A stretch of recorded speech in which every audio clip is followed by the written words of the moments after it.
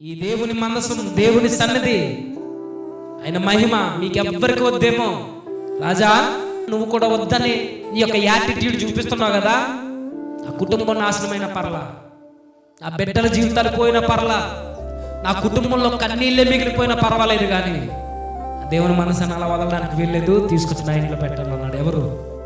ఒక సేవకుడు, ఒబేదేదోం, ఒక ద్వారపాలకుడు. రాజు వద్దనుకున్నాడు. ఎన్నో ఏళ్ళ ఉన్న అభినాదాబు ఇంట్లో తెరలేదు, నిర్లక్ష్యం వచ్చింది. చుట్టూ ఉన్న జనులందరూ 30,000 మంది సూర్యులుంటే ఒక్కరికి కూడా పట్టలేదండి. దేవుని మనసు అలా ఉండిపోవడానికి వీల్లేదని ఒకే ఒక్కడు నిలబడ్డాడు, ద్వారపాలకుడు, ఆయన సేవకుడు. ఆయన వచ్చి అన్నాడు, నీకొద్దేమో, నీకొద్దేమో, ఈ సమాజపు వాసులారా మీకెవరికొద్దేమో, దేవుని సన్నిధి నా ఇంట్లో ఉంది. దేవుని సన్నిధి నా ఇంట్లో ఉండాలి. ఆయన మహిమ నా ఇంట్లో ప్రకాశించాలి. ఆయన వెలుగుతో నా ఇల్లు నిండిపోవాలి. ఈ నిర్ణయం తీసుకున్నాడు. 3 నెలలు ఒబేదేదోం ఇంట్లో పెట్టుకుంటే తను, తన కుటుంబం, తనకున్న యావదాస్తి ప్రతిదీ ఆశీర్వదింపబడింది. దేవుని మనసు ఎక్కడికి వస్తే అక్కడికి చావులే కదా. మరి ఈ ఒబేదేదోం ఇంట్లోకి ఎందుకు రాలేదు? రాదు.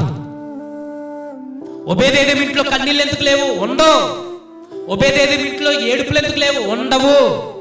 దేవునికి ఎప్పుడైతే పవిత్రమైన జీవితాన్ని కనపరుస్తూ ఆ పరిశుద్ధమైన దేవుని ఎంత పవిత్రంగా మన గృహాల్లోకి ఆహ్వానిస్తామో, ఆ పరిశుద్ధుడైన దేవుడు మన పవిత్రమైన కుటుంబాల్లోకి వస్తే కష్టాలు, కన్నీళ్ళు ఉంటాయేమో కానీ అందులోనే కూరుకుపోతూ చచ్చిపోయే జీవితాలు ఉండవు. ఆ కన్నీళ్లతోనే మన జీవితం అంతమైపోయేది ఉండదు. ఒకవేళ కన్నీళ్ళే ఉన్నా ఆ కన్నీళ్లు నీకు ఏదో ఒక రోజు ఆనంద బాష్పాలుగా మారకుండా ఉండవు. దేవునికి పవిత్రంగా మన కుటుంబాల్లో స్థానం ఇస్తే 3 నెలలుంటే తన కుటుంబం ఆశీర్వదింపబడింది, తన ఇల్లు బాగుపడింది, తన బిడ్డల జీవితాలు బాగుపడ్డాయి. 70-80 సంవత్సరాలు ఉంటే వాళ్ళకేమైంది? కొడుకు చచ్చిపోయి అభినాదాబు బాధపడుతున్నాడు, యవన ప్రాయంలో జీవితాన్ని పోగొట్టుకుని వచ్చా చచ్చిపోయి. సీనియారిటీ కాదు ప్రభుకు కావాల్సింది, బ్రతుకులో ఉండే పరిశుద్ధత. నువ్వు ఎంత సిన్సియారిటీగా నీ క్యారెక్టర్ను కాపాడుకుంటావు, అది కావాలి ప్రభువుకి. ఒబేదేదోం ఇంట్లోకి వచ్చింది, కుటుంబం అంతా ఆశీర్వదింపబడిందట. నాకు అనిపిస్తుంటది ఈ మాటలు చదివినప్పుడు, మరలా ఒక యెహోషువ లాంటి జీవితం మనకు కనబడుతుంది.